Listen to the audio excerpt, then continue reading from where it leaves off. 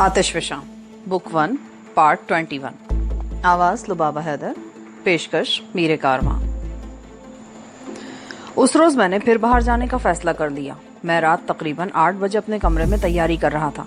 मेरे बाल इतने लंबे थे कि मैंने उन्हें पीछे समेटकर चुटिया बना ली और थोड़ी पर फ्रेंच कट दाढ़ी चिपकाकर आईने में अपना जायजा लेने लगा। स्याह शीशों वाला चश्मा लगाने की जरूरत नहीं थी। दाढ़ी लगाने से ही मेरा चेहरा बहुत बदल गया था। यूं भी रात के वक्त स्याह शीशों वाला चश्मा मशकूक बना सकता था। मेरा कद 5 फुट के करीब था। मार्शल आर्ट की कठिन ट्रेनिंग ने मेरी जिस्मानी नशोनुमा पर भी बड़ा असर डाला था।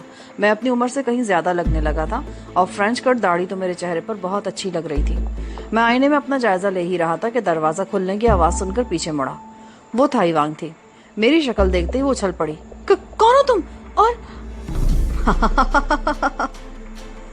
मेरे हलक से बेख्तियार कहकहा निकल गया।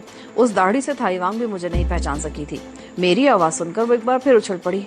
ओह, ये क्या? मेरा मतलब ये दाढ़ी शाम को तो नहीं थी। मैंने मुस्कुराते हुए दाढ़ी उतार दी और फिर आईने की तरफ रुख करके उसे दोबारा चिपका लिया। मैं बाहर जा रहा हूँ ताकि सूरत हाल का जायजा ले सकूं। यहाँ बैठे बैठे तो मेरा दम घुटने लगा है। तुम्हें मालूम है, टाइगर के आदमी तुम्हें तलाश करते फिर रहे हैं। अगर उनमें से किसी ने तुम्हें देख लिया तो? तुम नहीं मुझे पहचान सकी तो और कोई कैसे पहचानेगा? मैंने मुस्कुराते हुए उसकी बात काटी। तो फिर मैं भी तुम्हारे साथ चलूंगी ताकि तुम्हारे साथ होने से मुझे भी पहचान लिया जाए। परेशान मत हो, मैंने अपनी हिफाजत करना सीख लिया है। मुझे कुछ नहीं होगा। मैं बड़ी मुश्किल से उसे समझा सका था। उस रात मैंने वार्ड से बाहर जाने के लिए वार्ड का अकबी छोटा दरवाजा इस्तेमाल किया। थाई उस दरवाजे तक मेरे साथ आई थी और मैंने वापस आने का रास्ता भी तलाश कर लिया था। गलियों ही गलियों में घूमता हुआ मैं वार्ड से बहुत दूर गोल्डन हॉर्स होटल के करीब सड़क पर निकल आया और स्टैंड पर खड़े हुए एक टुक टुक पर बैठ गया। ड्राइवर को रोज क्लब चलने का कहकर सीट की पुश से टेक लगा ली और इधर उधर देखने लगा। रोज नाइट क्लब में बड़ी रौनक थी। पहली मर्तबा जब मैं यहाँ आया तो उस वक्त मेरी अपनी जान पर बनी हुई थी। मैं तो छुपने की जगह तलाश कर रहा था और इस क्लब के बारे में ठीक से कोई अंदाजा नहीं लगा सका था। अब पहली मर्तबा इस क्लब को अच्छी तरह देखने का मौका मिला था। ये वाकई 3rd क्लास किस्म का क्लब था। यहाँ ज्यादातर वो लोग आते थे जिनका ताल्लुक निचले तबके से था। दिन भर मेहनत मजदूरी करने के बाद रात को थोड़ा सा वक्त सस्ती अय्याशी में वो गुजारते थे और इस सस्ती अय्याशी ही में इनकी जेबें खाली हो जाती थी। उस रोज भी मैंने देखा था और अब तो मुझे ठीक तरह से अंदाजा हो गया था कि ये क्लब मंशियात का बहुत बड़ा अड्डा था। मरकजी हॉल तो उन ग्राहकों के लिए मखसूस था जो चाय, कॉफी, कोल्ड ड्रिंक्स और शराब वगैरह पीने के साथ स्टेज प्रोग्राम से लुत्फानंदोज होते थे। स्टेज पर कभी डांस का प्रोग्राम होता और कभी औरतों की किक बॉक्सिंग का। दूसरा हॉल उन लोगों के लिए था जो मंशियात इस्तेमाल करते थे। मैंने क्लब में दाखिल होकर इधर उधर देखा। बहुत सी मेजें भरी हुई थी। नीम उरिया लिबास में फहाशा औरतें भी बड़ी तादाद में मौजूद थी जो किसी न किसी तरह ग्राहकों की जेबों का बोझ हल्का करने में मसरूफ थी। स्टेज पर उस वक्त एक रक्कासा थिरक रही थी। मैं मेजों के दरमियान चलता हुआ एक कोने वाली खाली मेज पर बैठ गया। नीम उरिया लिबास में एक वेट्रेस फौरन ही मेरे सामने आ खड़ी हुई। मैंने उसे कॉफी लाने के लिए कह दिया और हॉल में बैठे हुए लोगों का जायजा लेने लगा। पहली मर्तबा जब मैं यहाँ आया तो चीफांग को इस क्लब में देखा था और मुझे यकीन था कि मेरा और उसका आमना सामना इस क्लब में होगा। वेट्रेस कॉफी लेकर आई तो उसने मुझसे बिल भी वसूल कर लिया। इस क्लब की रिवायत शायद यही थी, चीज सर्व करने के साथ ही बिल वसूल कर लिया जाता। मैं कॉफी की चुस्कियां ले रहा था कि एक औरत बड़ी बेतकल्लुफी से मेरे सामने वाली कुर्सी पर बैठ गई। उसकी उम्र 35 के लगभग होगी। उसने अगर भौंडे अंदाज में मेकअप ना कर रखा होता तो उसका चेहरा पुरकशिश हो सकता था। उसका लिबास और हरकत सकनात से अंदाजा लगाया जा सकता था कि उसका ताल्लुक किस तबके से हो सकता है। जब वो मेज पर जरा सा आगे को झुकी तो मेरे दिल की धड़कन तेज हो गई। इस क्लब में शायद पहली मर्तबा आए हो? वो मेरी तरफ देखकर मुस्कुराते हुए बोली। मैं इस क्लब में ही नहीं, बैंकॉक में भी पहली मर्तबा आया हूँ। ओहो, इसका मतलब है कि तुम अकेले हो और तुम्हें एक दोस्त की भी जरूरत होगी वक्त गुजारने के लिए। किसी क्लब में आदमी अकेला हो तो बड़ी बोरियत होती है। मैं तुम्हारी बोरियत दूर कर सकती हूँ। वो किस तरह? जिस तरह तुम चाहोगे, उसने मायनेखेज लहजे में जवाब दिया। लेकिन पहले मेरे पीने के लिए तो कुछ मंगवाओ, हला खुश्क हो रहा है। फिर मेरे जवाब का इंतजार किए बगैर उसने वेट्रेस को बुलाकर अपने लिए शराब मंगवा ली और उसका बिल भी मुझे ही देना पड़ा। उसका नाम शाइवान था। उसकी बातों से जल्दी मुझे अंदाजा हो गया कि वो अंदर की भी कुछ बातें जानती थी और उससे बहुत कुछ मालूम किया जा सकता था। बातें करते हुए एक आदमी को अपनी तरफ आते देखकर मैं चौंक गया। उसका रुख हमारी मेज की तरफ ही था। वो जैसे जैसे करीब आ रहा था मेरे दिल की धड़कन तेज होती जा रही थी। वो टाइगर का आदमी था। میں نے اپنے آپ کو آنے والی صورتحال سے نمٹنے کے لیے تیار کر لیا۔ وہ ہماری میز کے قریب آ کر رک گیا، پہلے گھورتی ہوئی نظروں سے مجھے دیکھا اور پھر شائیوان کی طرف جھک کر اس کے کان میں کچھ کہا اور واپس چلا گیا۔ اس کے چند ہی منٹ بعد شائیوان بھی اٹھ کر چلی گئی۔ اس کی واپسی تقریباً 5 منٹ بعد ہوئی۔ اس کا چہرہ غصے سے لال ہو رہا تھا۔ حرامی کہیں کا، پتہ نہیں اپنے آپ کو کیا سمجھتا ہے۔ وہ کرسی پر بیٹھتے ہوئے بڑبڑائی، کون؟ کس کی بات کر رہی ہو؟ ٹائیگر اپنے آپ کو اس شہر کا مالک سمجھ بیٹھا ہے، یہ ایک دن کتے کی موت مرے گا۔ ٹائیگر؟ وہ تو سنا یہاں کا بہت بڑا بدماش ہے، پر اس سے تمہارا کیا تعلق؟ میں نے پوچھا۔ وہ کلب میں آنے والی مجھ جیسی ہر عورت سے ٹیکس لیتا ہے، تم سے کچھ ملے نہ ملے، لیکن اس کے گرگے نے مجھ سے 100 بات ہتھیا لیے۔ میں تمہیں 100 بات دے دوں گا۔ ویسے تم اس کلب میں کب سے آ رہی ہو؟ کئی سال ہو گئے۔ ٹائیگر پہلے ایسا نہیں تھا، اس نے ہمیں کبھی نہیں چھیڑا، لیکن جب سے وہ حرامی 2 چینی یہاں ہے نا، اور مہاراج کا سینئر ماسٹر پھون کے ہاتھوں مارا گیا ہے، اس وقت سے وہ کچھ زیادہ ہی پھیل گیا ہے۔ ہیروئن اور عورتوں کی کمائی سے اس کا دماغ کچھ زیادہ ہی خراب ہو گیا ہے، لیکن میرے خیال ہے اس کے دن گنے جا چکے ہیں۔ مہاراج کے آدمی اس کی طاق میں ہے، دیکھ لینا یہ کسی نہ کسی دن کتے کی موت مارا جائے گا۔ شائیوان کی باتیں مجھے چونکا دینے کے لیے کافی تھی، خصوصاً 2 چینیوں کے تذکرے سے تو میرے دل کی دھڑکن کچھ تیز ہو گئی تھی۔ مجھے سمجھنے میں دیر نہ لگی کہ وہ کم اور چیفانگ کی بات کر رہی تھی۔ اس کا مطلب تھا کہ وہ اندر کی بہت سی باتیں جانتی تھی۔ وہ اس وقت ٹائیگر کے خلاف غصے میں تھی اور اس سے بہت کچھ معلوم کیا جا سکتا تھا، لیکن میرے خیال میں یہاں ایسی باتیں کرنا مناسب نہیں تھا۔ ابھی تم نے کہا تھا کہ تم میری بوریت دور کر سکتی ہو۔ ہاں، لیکن یہاں نہیں۔ اگر یہاں رہے تو یہ لوگ تمہیں بھی پریشان کریں گے۔ آؤ چلیں۔ میں اس کے ساتھ کلب سے باہر آ گیا۔ وہ ادھر ادھر دیکھتی ہوئی ایک ٹیکسی کی طرف بڑھ گئی۔ پچھلی سیٹ پر وہ میرے اوپر جھکی ہوئی بیٹھی تھی اور مجھے اپنے جسم میں چونٹیاں سی رینگتی محسوس ہو رہی تھیں۔ ٹیکسی راما نارائن روڈ سے ہوتی ہوئی رائل سٹی ایونیو کی طرف مڑ گئی اور تقریباً 5 منٹ تک مختلف سڑکوں پر گھومنے کے بعد ایک کشادہ گلی میں ایک کاٹیج کے سامنے رک گئی۔ اس گلی میں دونوں طرف خوبصورت کاٹیجز بنے ہوئے تھے۔ میں نے ٹیکسی کا کرایہ ادا کیا اور شائیوان کے ساتھ نیچے اتر آیا۔ کاٹیج کا دروازہ شائیوان نے اپنی چابی سے کھولا تھا۔ 3 کمروں کا ایک مختصر سا کاٹیج تھا یہ۔ ایک دروازہ عقبی گلی میں بھی کھلتا تھا۔ وہ مجھے نشستگاہ میں لے آئی۔ فرنیچر اوسط درجے کا تھا۔ میں ادھر ادھر دیکھتا ہوا ایک صوفے پر بیٹھ گیا۔ وہ بھی میرے ساتھ اس طرح بیٹھ گئی کہ اس کا بوجھ میرے اوپر تھا۔ میں اس سے بچنے کی کوشش کر رہا تھا اور وہ میرے اوپر جھکی جا رہی تھی۔ میرے جسم کے مسام پسینہ اگلنے لگے۔ تم ٹائیگر اور ان 2 چینیوں کے بارے میں کچھ بتا رہی تھی۔ میں نے صوفے سے اٹھ کر کرسی پر بیٹھتے ہوئے کہا، ان حرامیوں کی بات چھوڑو، اس وقت اپنی بات کرو۔ وہ بھی صوفے سے اٹھ گئی۔ اسے کرسی کی طرف آتے دیکھ کر میں دوبارہ صوفے پر بیٹھ گیا۔ تم تو مجھ سے اس طرح ڈر رہے جیسے میں تمہیں کھا جاؤں گی۔ وہ بات دراصل یہ ہے کہ میں تمہارے ساتھ اس لیے آیا ہوں کہ تم سے کچھ باتیں کرنا چاہتا ہوں۔ صرف باتیں؟ کیا صرف باتیں کرنے کے لیے رقم خرچ کر رہے ہو؟ باتیں تو وہاں بھی ہو سکتی تھی۔ رقم کی فکر مت کرو، تمہیں معاوضہ پورا ملے گا، لیکن جو باتیں میں کرنا چاہتا ہوں وہ وہاں نہیں ہو سکتی تھی۔ میں نہیں چاہتا تھا کہ ہماری باتیں کوئی دوسرے بھی سنتے۔ اچھا ٹھیک ہے، کیا باتیں کرنا چاہتے ہو؟ ٹائیگر کے ساتھ وہ 2 چینی کون ہیں؟ میں نے کہا اور پھر ان کا حلیہ بھی بتا دیا۔ کیا ان میں سے ایک کا نام چیفانگ اور دوسرے کا نام کم ہے؟ ہاں، شاید یہی نام ہے، پر تم انہیں کیسے جانتے ہو؟ وہ دونوں سنگاپور سے بھاگے ہوئے ہیں، وہاں ان دونوں کے ہاتھوں کئی بے گناہ ہلاک ہو چکے ہیں۔ پولیس ان کی تلاش میں تھی، وہ دونوں بھاگ کر یہاں آ گئے۔ لیکن میں نے تو سنا ہے کہ وہ 2 آدمیوں کے تعاقب میں یہاں آئے تھے، ان میں سے ایک مارا گیا اور دوسرا لاپتہ ہے۔ ان چینیوں نے اس سلسلے میں ٹائیگر سے رابطہ کیا تھا، کیونکہ انہیں پتہ چل گیا تھا کہ جس نوجوان کی انہیں تلاش ہے وہ مہاراج کی پناہ میں ہے، اور مزے کی بات ہے کہ اس نوجوان کی وجہ سے مہاراج کا خاص آدمی ماسٹر پھو بھی مارا گیا تھا، اور پھر وہ نوجوان ٹائیگر کے 2 آدمیوں کو مار کر غائب ہو گیا۔ ٹائیگر تو غصے سے پاگل ہو رہا ہے، اسے اس نوجوان کی تلاش ہے۔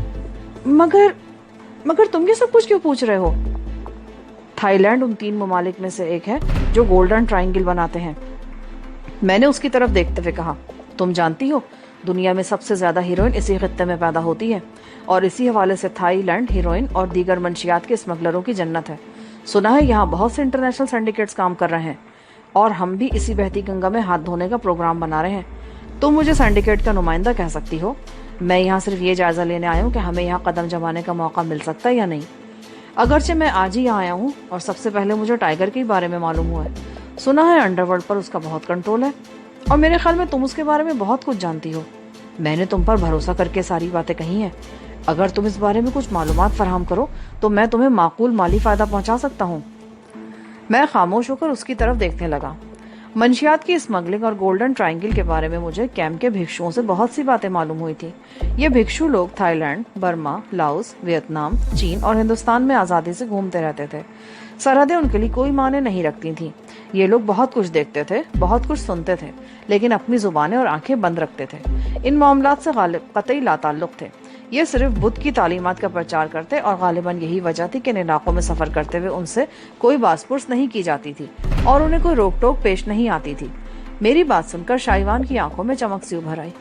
یہاں بہت سی سینڈیکیٹس کام کر رہی ہیں، لیکن انہیں دوسروں کے معاملات سے کوئی دلچسپی نہیں۔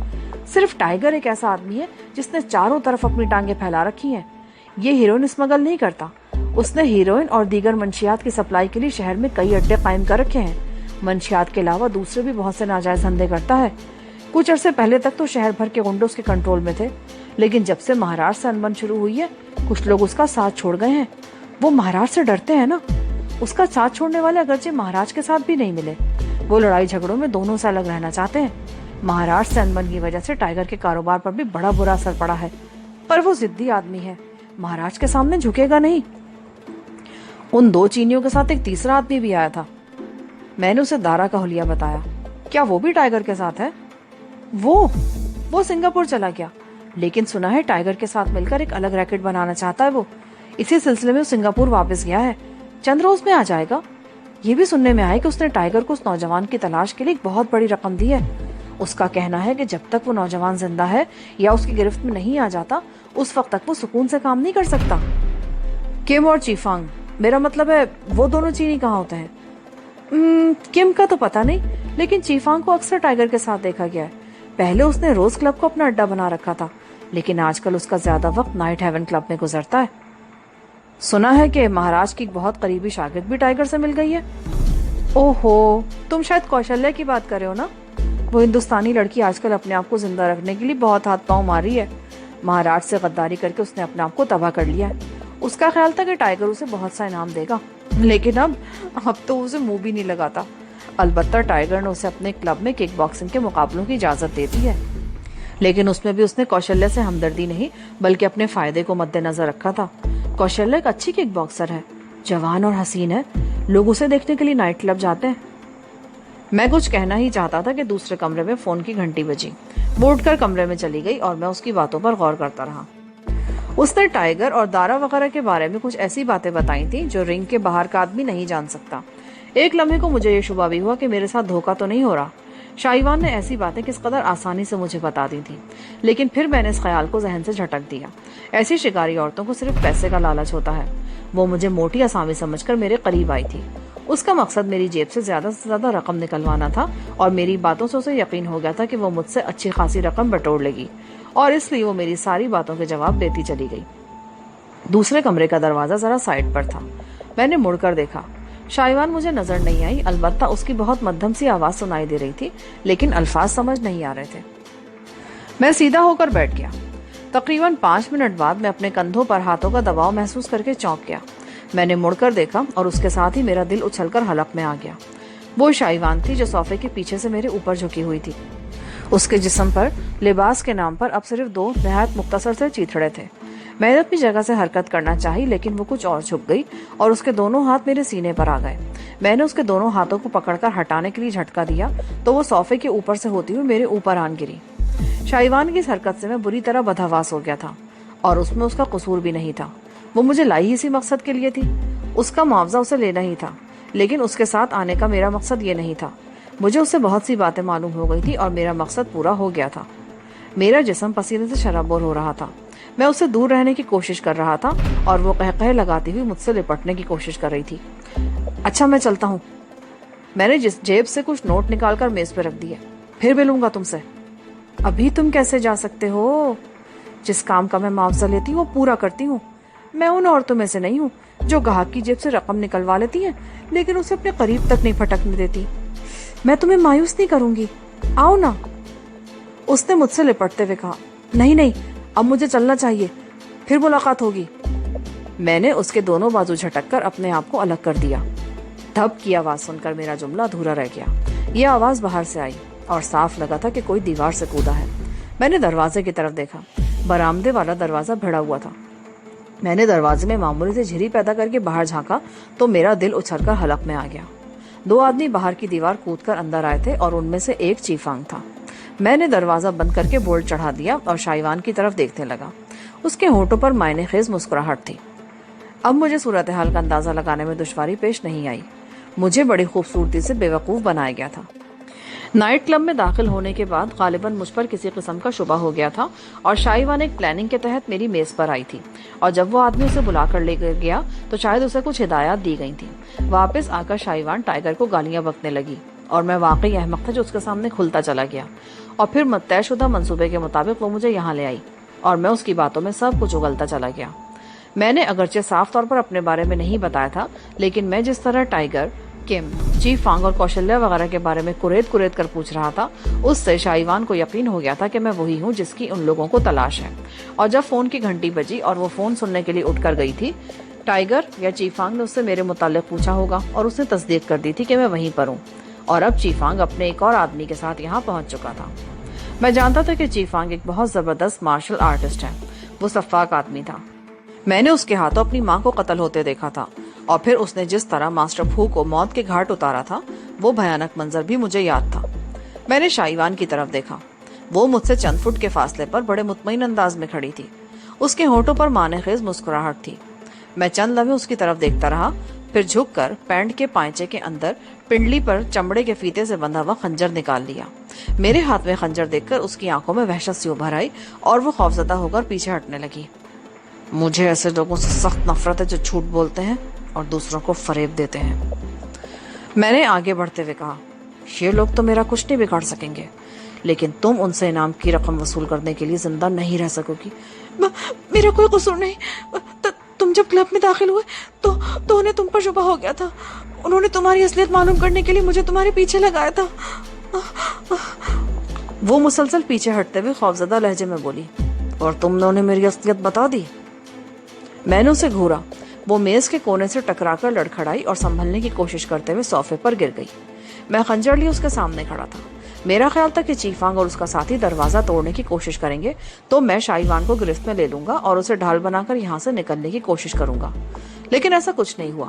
البتہ قدموں کی آوازیں سنائی دیتی رہیں۔ میری سمجھ میں نہیں آ رہا تھا کہ وہ لوگ کیا کر رہے ہیں، اور پھر اچانک میں کانپ اٹھا۔ پیٹرول کی تیز بو میرے نتنوں سے ٹکرا رہی تھی۔ شائیوان نے بھی صورتحال کا اندازہ لگا لیا تھا۔ اس کا چہرہ دھواں ہو گیا۔ وہ ایک جھٹکے سے اٹھ گئی اور بند دروازے کی طرف لپکی۔ میں نے اسے روکنے کی کوشش نہیں کی۔ اس نے بولٹ گرا کر دروازے کو اپنی طرف کھینچا، لیکن دروازہ نہیں کھلا۔ ان لوگوں نے باہر سے دروازے کا کنڈا لگا دیا تھا۔ شائیوان مڑ کر میری طرف دیکھنے لگی۔ خوف سے اس کی آنکھیں پھٹی پڑ رہی تھیں۔ میں نے آگے بڑھ کر دوبارہ بولٹ لگا دیا اور شائیوان کی طرف دیکھنے لگا۔ یہ تمہارا انعام ہے۔ ابھی وہ چھڑکے ہوئے پیٹرول کو ماچس کی تیلی دکھائیں گے اور تمہارا مکان آگ کے شعلوں میں گھر جائے گا۔ کچھ ہی دیر بعد تمہاری لاش راکھ کا ڈھیر بن جائے گی، لیکن اس سے پہلے کے چند منٹ کتنے اذیت ناک ہوں گے اس کا شاید تمہیں اندازہ نہیں۔ آگ کے شعلے تمہیں اپنی لپیٹ میں لے لیں گے، تمہارا گوشت جلنے اور گلنے لگے گا۔ جان نکلنے سے پہلے کے لمحات کتنے تکلیف دہ ہوں گے۔ تم چیخو گی، چلاؤ گی، اپنے آپ کو جلتے ہوئے دیکھو گی، لیکن کوئی تمہاری مدد کو نہیں آئے گا، اور آگ بجھنے کے بعد جب لوگوں کو تمہاری لاش ملے گی تو وہ لاش نہیں، راکھ کا ڈھیر ہوگی۔ نہیں نہیں، ایسے مت کہو، میں مرنا نہیں چاہتی۔ انہوں نے میرے ساتھ دھوکہ کیا، کچھ کرو وجدان پلیز۔ اوہو، تو تمہیں میرا نام بھی معلوم ہے؟ حالانکہ میں نے تمہیں اپنا نام نہیں بتایا تھا۔ نام مجھے انہوں نے بتایا تھا، لیکن مجھے تم سے نام معلوم کرنے کی ضرورت پیش نہیں آئی۔ تمہاری باتوں سے پتہ چل گیا تھا کہ تم وجدان ہو جسے وہ موت کے گھاٹ اتارنا چاہتے ہیں۔ میں تو مروں گا، لیکن اب میرے ساتھ تم بھی مرو گی، اور یہ اذیت ناک موت تمہارا انعام ہوگا۔ اور پھر وہ ہوا جس کی توقع میں بہت دیر سے کر رہا تھا۔ باہر ایک دم شعلے بھڑک اٹھے۔ انہوں نے سامنے والے پورے حصے پر، برآمدے میں، دیواروں پر اور ہر جگہ پیٹرول چھڑکا تھا۔ شائیوان چیختی ہوئی دوڑ کر مجھ سے لپٹ گئی اور میں کھڑکی کے باہر اٹھتے ہوئے شعلے دیکھتا رہا جو بڑی تیزی سے پھیل رہے تھے۔ آگ کے شعلے پھیل رہے تھے اور اب باہر سے شور کی آوازیں بھی سنائی دے رہی تھیں۔ پھر باہر سے 2-3 فائر کی بھی آوازیں آئیں۔ چیفانگ اور اس کا ساتھی وہاں تھے۔ انہوں نے لوگوں کو خوفزدہ کرنے کے لیے ہوائی فائرنگ کی ہوگی تاکہ کوئی آگ کو بجھانے کی کوشش نہ کرے۔ اب تک مجھ پر 20 حملے ہو چکے تھے اور اس کے لیے مختلف طریقے اختیار کیے گئے تھے، اور میں ہر مرتبہ بچ نکلا تھا۔ اس مرتبہ مجھے موت کے گھاٹ اتارنے کے لیے ایک نیا طریقہ اختیار کیا گیا تھا۔ انہوں نے سوچا ہوگا کہ شاید میں اس میں بھی بچ نکلوں، اس لیے انہوں نے چانس نہیں لیا اور پیٹرول چھڑک کر کاٹیج کو آگ لگا دی تھی۔ پلیز کچھ کرو، پلیز، ورنہ ہم دونوں جل کر راکھ ہو جائیں گے۔ شائیوان مجھے دونوں باہوں سے پکڑ کر جھنجھوڑتے ہوئے چیخے، یہ کاٹیج تمہارا ہے، تمہیں معلوم ہوگا یہاں سے نکلنے کا دوسرا راستہ ہے یا نہیں۔ آگ کی تپش سے برآمدے والی کھڑکی کے شیشے ٹوٹ گئے تھے اور نہ صرف دھواں کمرے میں بھر رہا تھا بلکہ شعلے بھی اندر کی طرف لپک رہے تھے۔ یہ کاٹیج میرا نہیں ہے، انہوں نے مجھے چابی دے کر تمہیں یہاں لانے کو کہا تھا۔ پچھلی گلی کی طرف کوئی دروازہ تو ہوگا، آؤ میرے ساتھ۔ میں کہتے ہوئے تیزی سے اس کمرے میں گھس گیا جہاں ٹیلی فون تھا، لیکن اس کمرے میں پچھلی طرف دروازہ نہیں تھا۔ اس کے ساتھ والے کمرے میں بھی کوئی عقبی دروازہ نہیں تھا۔ جب میں دوبارہ نشستگاہ میں پہنچا تو چونک گیا۔ ٹوٹی ہوئی کھڑکی سے اندر آنے والے شعلوں سے پردوں نے آگ پکڑ لی تھی۔ جلتا ہوا پردہ نیچے گرا تو اس کے ساتھ ہی قالین نے بھی فوراً آگ پکڑ لی اور اس طرف رکھی ہوئی کرسیاں بھی شعلوں کی لپیٹ میں آ رہی تھیں۔ اب کاٹیج میں نہ صرف دھواں پوری طرح بھر گیا تھا بلکہ شعلے بھی تیزی سے پھیل رہے تھے۔ جلتی ہوئی لکڑیوں کے چٹکنے کی آواز دلوں پر مزید دہشت طاری کر رہی تھی۔ باہر سے شور کی آوازیں بھی مسلسل سنائی دے رہی تھیں۔ شائیوان خوف سے تھر تھر کانپ رہی تھی۔ وہ میرے قریب رہنے کی کوشش کر رہی تھی۔ آگ کی تپش اس کے جسم کو جھلسانے لگی تھی۔ خوفزدہ میں بھی تھا کہ اگر باہر نکلنے کا راستہ نہ مل سکا تو میں بھی جل کر راکھ ہو جاؤں گا۔ نشستگاہ کے دائیں طرف ایک تنگ سی راہداری تھی۔ میں بڑی تیزی سے راہداری میں داخل ہوا۔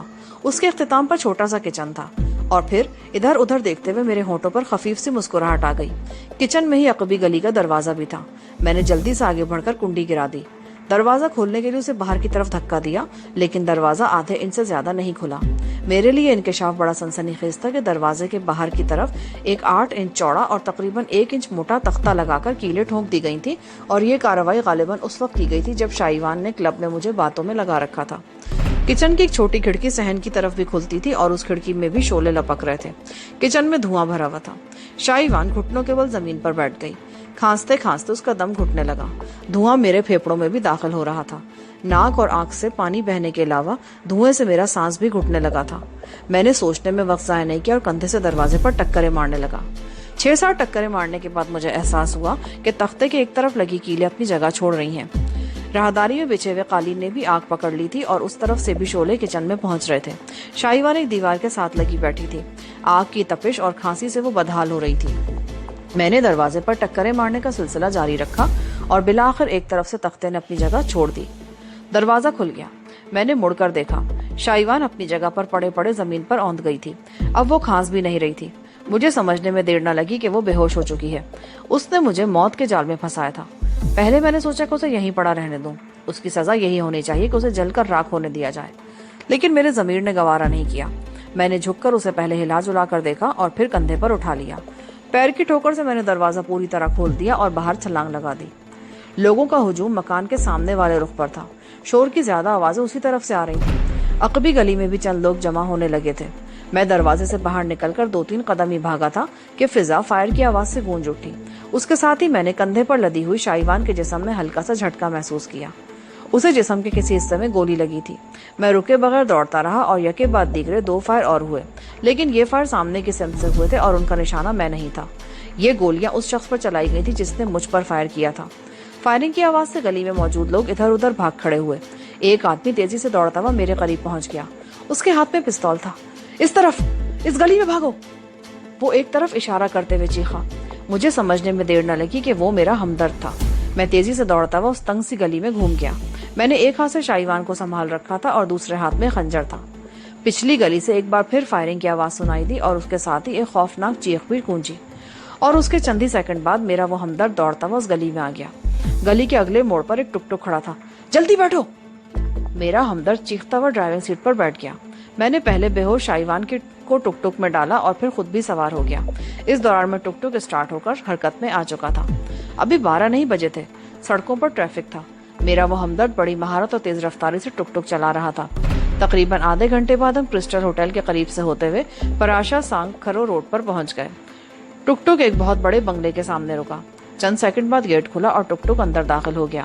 میرا وہ ہمدرد بڑی پھرتی سے نیچے اترا اور کچھ چیختا ہوا برآمدے کی طرف بھاگا۔ میں نے نیچے اتر کر شائیوان کو اٹھانا چاہا تو ایک آدمی دوڑتا ہوا وہاں گیا۔ اس نے شائیوان کو کندھے پر اٹھا لیا۔ پستول یا ریوالور سے چلائی ہوئی گولی اس کے کندھے کے قریب بازو پر لگی تھی۔ اگر اس کا بازو زد میں نہ آیا ہوتا تو وہ گولی میری گردن میں لگتی۔ وہ شخص جو مجھے وہاں سے نکال کر لایا تھا کانگ تھا۔ उसे भी मास्टर हुचन ने मेरी निगरानी पर लगा रखा था। उसने वार्ड से निकलते ही मेरा ताक़ुब शुरू कर दिया था। उसने टुक टुक का इंतजाम पहले ही कर रखा था। उसे अंदाजा था कि कहीं आने जाने के लिए मैं किसी टुक टुक या टैक्सी पर ही सफर करूंगा। और फिर रोज क्लब से जब मैं टैक्सी पर शाइवान के साथ रवाना हुआ तो उसे शुबा हो गया था। उसने टुक टुक पर हमारा ताक़ुब शुरू कर दिया और जब हम गली में कॉटेज के सामने टैक्सी से उतरे तो उसने अपना टुक टुक गली के दूसरी तरफ रोक लिया था। उसने चीफांग और दूसरे आदमी को उस मकान में दाखिल होते देख लिया था। फिर वो कॉटेज को आग लगता देखकर समझ गया था कि चीफांग मुझे जिंदा जला देना चाहता है। वो कॉटेज के सामने वाले रुख से मेरी कोई मदद नहीं कर सकता था क्योंकि उस तरफ चीफांग और उसका साथी मौजूद थे। वो अपना टुक टुक लेकर पिछली गली में आ गया। उस तरफ भी चीफांग के 2 आदमी मौजूद थे, जिनमें से एक को तो वो घसीटता हुआ एक तारीख गली में ले गया था और उसका गला घोंटकर लाश गली में फेंक दी थी। और जब दोबारा उस गली में पहुंचा तो उस वक्त मैं बेहोश शाइवान को कंधे पर लादे अकबी दरवाजे से निकल रहा था। चीफांग के दूसरे आदमी ने मुझ पर गोली चला दी थी। इस मौके पर कांग ने जवाबी फायरिंग करके मुझे तहफ़्फ़ुज़ फराहम किया और मुझे दूसरी गली में भेजकर फायरिंग करता हुआ चीफांग के आदमी के पीछे दौड़ा था। चीफांग के आदमी को गोली लगी थी। कांग को अंदाजा नहीं था कि वो जिंदा बच गया था या मर गया था। बहरहाल वो मुझे वहां से निकाल लाया था। मुझे मालूम नहीं था कि ये बंगला किसका है। शाइवान को एक मेज पर लिटा दिया गया। वो अभी तक बेहोश थी। उसके बाजू के जख्म से खून बह रहा था और एक आदमी उसे होश पिलाने की कोशिश कर रहा था। वो जिस तरह शाइवान को तिब्बी इमदाद दे रहा था उससे मुझे अंदाजा लगाने में दुश्वारी पेश नहीं आई कि वो कोई डॉक्टर था। कांग दूसरे कमरे में फोन पर किसी से बात कर रहा था। फिर उसने फोन बंद कर दिया और मुझे लेकर बाहर आ गया। पोर्च में एक कार भी खड़ी थी। उसने मुझे कार में बैठने का इशारा किया और खुद ड्राइविंग सीट संभाल ली। चंद सेकंड बाद ही कार बंगले से निकलकर तेज रफ्तारी से मुख्तलिफ सड़कों पर दौड़ने लगी। हमारे उस सफर का अख्तिताम उसी वार्ड पर हुआ जहां मैं ठहरा हुआ था। वो मुझे वार्ड के सामने गाड़ी से उतारकर कुछ कहे बगैर वापस चला गया। वार्ड के रिहायशी हिस्से में सन्नाटा था। बास कमरों में रोशनी हो रही थी मगर दरवाजे बंद थे। कुछ भिक्षु रात को देर तक अपनी मजहबी कुतुब के मुताले में मसरूफ रहते थे। मेरा कमरा ऊपर वाली मंजिल पर था। मैं सीढ़ियां चढ़कर दबे कदमों गैलरी में चलता हुआ अपने कमरे के सामने पहुंचा तो दरवाजा बंद था मगर अंदर रोशनी थी। मैंने आहिस्तेगी से दरवाजा खोला और अंदर दाखिल हो गया। थाई मेरे बिस्तर पर सो रही थी।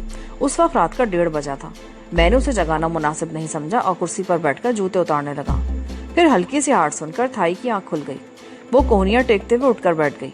उसका अंदाज ऐसे था जैसे बहुत थकी हुई हो। चेहरा सुता हुआ था। मैंने ज्यादा तवज्जो नहीं दी। शायद नींद की वजह से वो सुस्त हो रही थी। ये तुम्हारा हुलिया क्या हो रहा है? कोई गड़बड़? वो जैसे चौंक गई। मैं जवाब देने की बजाय उठकर आईने में देखने लगा। मेरी फ्रेंच कट दाढ़ी गायब थी और बाल बिखरे हुए थे। लिबास और चेहरे पर धुएं के कुछ असरात भी नजर आ रहे थे। चेहरे पर 1-2 जगह स्याह धब्बे से भी थे। दोनों हाथों पर भी धब्बे थे। ओहो, हाँ, गड़बड़ हो गई थी। चीफांग ने कॉटेज में मुझे जिंदा जलाने की कोशिश की थी। मैं चंद लम्हों को खामोश हुआ, फिर उसे तफसील से सब कुछ बताने लगा। वो लड़की कहाँ है? उस बंगले में जहाँ कांग मुझे लेकर गया था।